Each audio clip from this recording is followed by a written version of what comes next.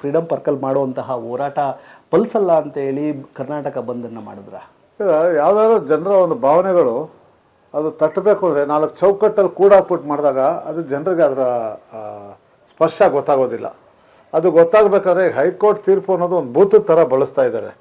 ಅದು ಯಾವುದೋ ಕಾರಣಕ್ಕೆ ಏನು ಹೈಕೋರ್ಟ್ ತೀರ್ಪು ಕೊಟ್ಟಿದೆಯೋ ಅಂತಕ್ಕಂಥದ್ದು ಅದನ್ನು ನಾವು ಯಾವತ್ತೂ ಕೋರ್ಟ್ಗೆ ಹೋಗಿ ಏನು ಮಾಡಿ ಇದರಿಂದ ಪರಿಹಾರ ಆಗಿ ಏನು ಅಂತ ಕೋರ್ಟ್ಗೆ ತಿಳಿಸುವಂಥ ಪ್ರಯತ್ನಗಳು ಯಾರು ಮಾಡ್ತಿದ್ದಾರೋ ಇಲ್ವೋ ಗೊತ್ತಿಲ್ಲ. ಆದರೆ ಹೋರಾಟಗಳನ್ನ ಈ ರೀತಿ ಹತ್ತೆಕ್ಕಿದ್ರೆ ಗಾಂಧೀಜಿ ಕೊಟ್ಟಂಥ ಅಸ್ತ್ರನೇ ನಮಗೆ ಹೋರಾಟ. ಅದನ್ನು 4 ಚೌಕಟ್ಟಲ್ಲಿ ಕೂಡಾಕಿ ಮಾಡಿದ್ರೆ ಸಾಮಾಜಿಕ ಅನ್ಯಾಯ ಖಂಡಿತವಾಗೂ ಜನರಿಗೆ ಸಿಗೋದಿಲ್ಲ.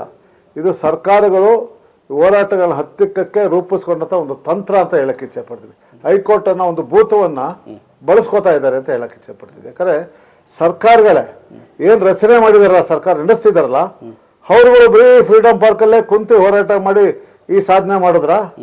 ಎಷ್ಟು ಸಾರಿ ಬೀದಿಗಿಳಿದ್ರು?